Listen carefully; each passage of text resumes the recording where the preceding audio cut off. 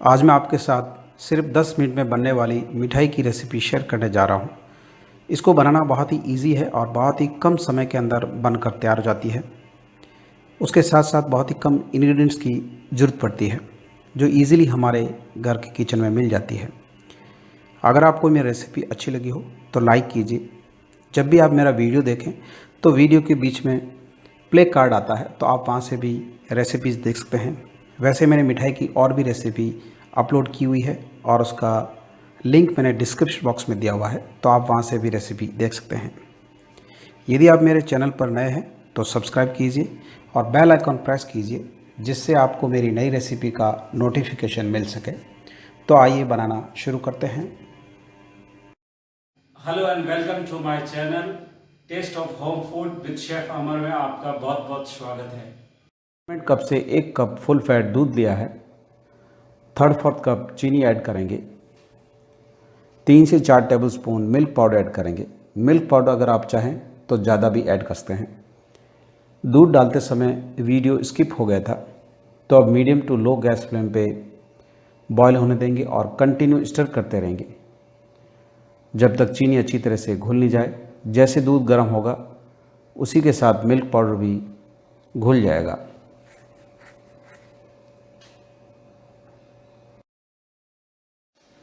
तो अब चीनी अच्छी तरह से घुल गई है। जो मिल्क पाउडर है वो भी धीरे धीरे घुलना शुरू हो गया है। जैसे जैसे दूध गर्म होना शुरू होगा मिल्क पाउडर भी अच्छी तरह से घुल जाएगा। तो ये मिठाई बनाना बहुत ही इजी है और बहुत ही क्विकली बनकर तैयार हो जाती है। उसके साथ साथ बहुत ही कम इंग्रेडिएंट्स के अंदर बनकर तैयार हो जाती है।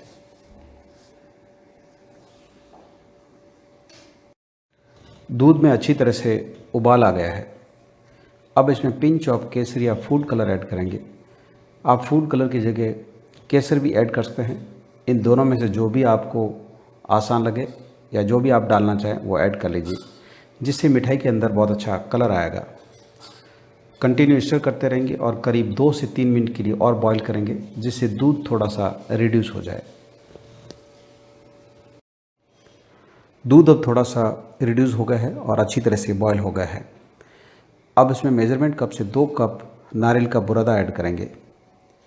नारियल का बुरादा इजीली सुपरमार्केट या ग्रोसरी शॉप में मिल जाता है।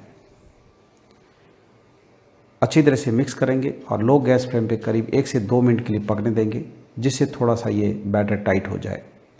नारियल का बुरादा घर पे कैसे बनाते हैं इसका वीडियो मैंने ऑलरेडी अपलोड किया हुआ है और इसका लिंक मैंने डिस्क्रिप्शन बॉक्स में दिया हुआ है, तो आप वहाँ से रेसिपी देख सकते हैं। तो करीब 1 से 2 मिनट के लिए अच्छी तरह से पका लिया है और बैटर थोड़ा सा टाइट हो गया है। अब इसमें पिंच ऑफ इलायची पाउडर ऐड करेंगे। अच्छी तरह से मिक्स कर लेंगे। अगर आप चाहें तो फ्लेवर के लिए इसमें रोज़ वाटर या केवड़ा एसेंस का भी इस्तेमाल कर सकते हैं। तो अब बैटर अच्छी तरह से मिला लिया है और ड्राई भी हो गया है। जो इसमें मिल्क डाला था वो अच्छी तरह से एवोपरेट हो गया है। 1 टेबलस्पून घी ऐड करेंगे। घी डालने से एक तो मिठाई में अच्छा ग्लेज आएगा और बनाने में भी आसानी रहेगी। अच्छी तरह से मिक्स कर लेंगे।